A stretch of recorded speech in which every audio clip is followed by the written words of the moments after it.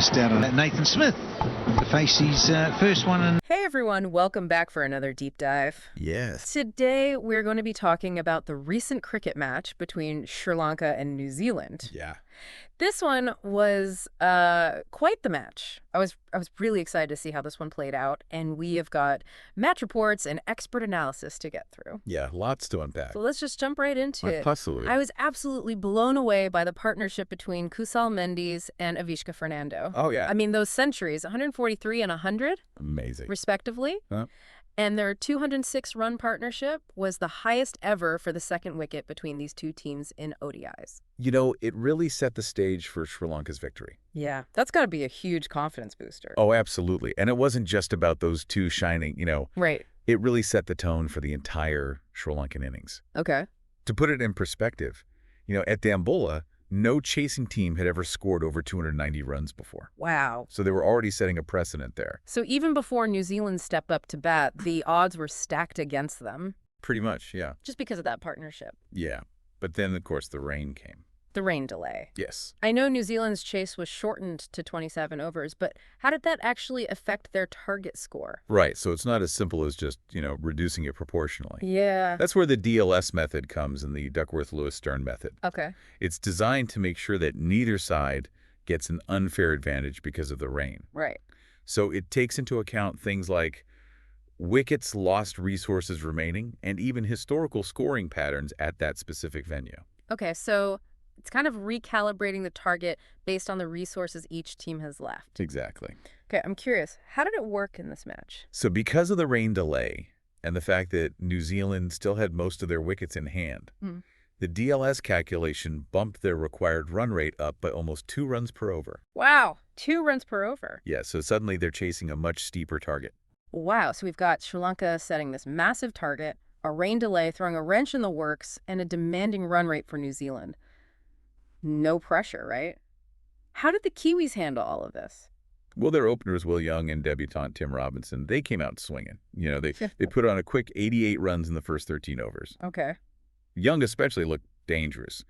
He smashed 48 runs off 46 balls. Wow. Even Robinson looked pretty comfortable for his debut, hitting 35 runs. So a promising start. Yeah. But all this while, that required run rate is just ticking away in the background? Oh, absolutely. The pressure was on. That's where Sri Lanka's spinners really took control, Yeah. Mahesh Theekshana's 2 wickets in a single over.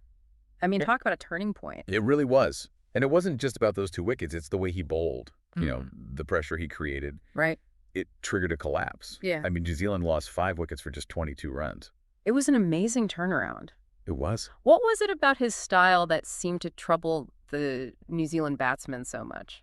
Well, Vakisha's a mystery spinner. Oh, he's got this incredible ability to disguise his deliveries. Right. So the batsman just couldn't pick which way the ball was going to turn or if it was even going to turn at all. Oh, wow. And, that uncertainty causes hesitation, and hesitation at that run rate is deadly. Wow. So he was playing mind games out there. Yeah. But, I mean, it wasn't just him, right? Cherathal Solanka picked up 3 crucial wickets as well. He did. He bowled with great control and guile, Yeah.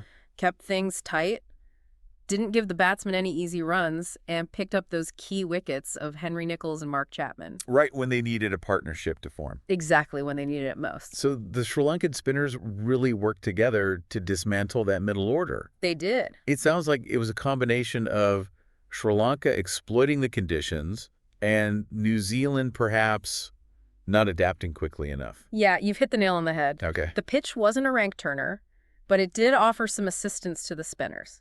And the Sri Lankans were smart.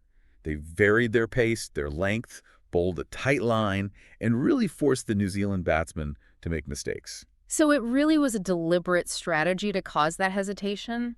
It seems that way. Wow. Okay, we've talked a lot about Sri Lanka's dominance, but New Zealand did have a few bright spots. Oh, for sure. Right. Jacob Duffy, even though he was on the losing side, bowled exceptionally well. Yeah. 3 wickets for 41 runs in 8.2 overs. He consistently asked questions of the Sri Lankan batsmen. Okay. Showed a lot of potential. Yeah. Someone to keep an eye on for New Zealand in the future. Yeah, for sure. And how about the debutant Tim Robinson?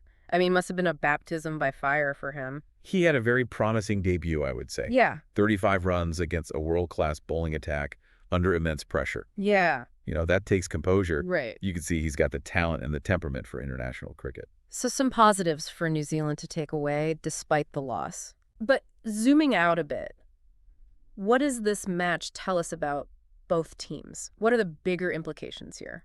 Well, for Sri Lanka, this win, it's a massive shot in the arm. Shows they can set big targets and defend them effectively. Right. Their batting looks potent. Their spinners are a force to be reckoned with, and they seem to have the strategic now to adapt to different situations. Yeah. This momentum will be crucial for them going forward. It really feels like a statement win. It does. Almost like they're announcing themselves as this serious contender. Yeah.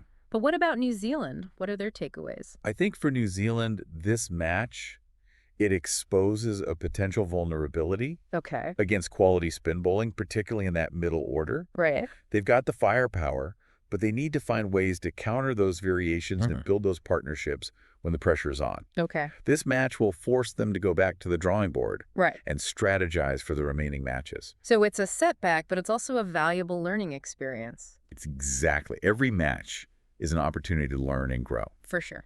And this one has highlighted specific areas they need to address. Okay.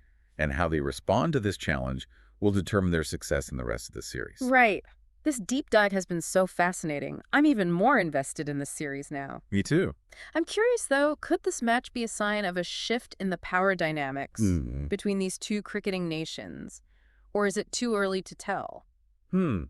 It's tempting to make grand pronouncements based on a single match. Right.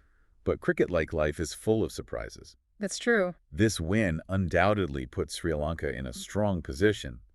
But New Zealand is a team known for its resilience and ability to bounce back. So we're in for a captivating series. Absolutely. I can't wait to see how it unfolds. This is why we love cricket. Yes. The unpredictable nature of the game, the strategic battles, the individual brilliance, the team effort. Yeah. It all makes for a thrilling spectacle. Couldn't have said it better myself. Well, this deep dive has definitely sparked my curiosity. Glad to hear it. And for everyone listening, if you haven't already, I highly recommend checking out this series. It promises to be a real nail-biter. Oh, yeah. Until next time, keep exploring the world of cricket. You never know what hidden gems you might discover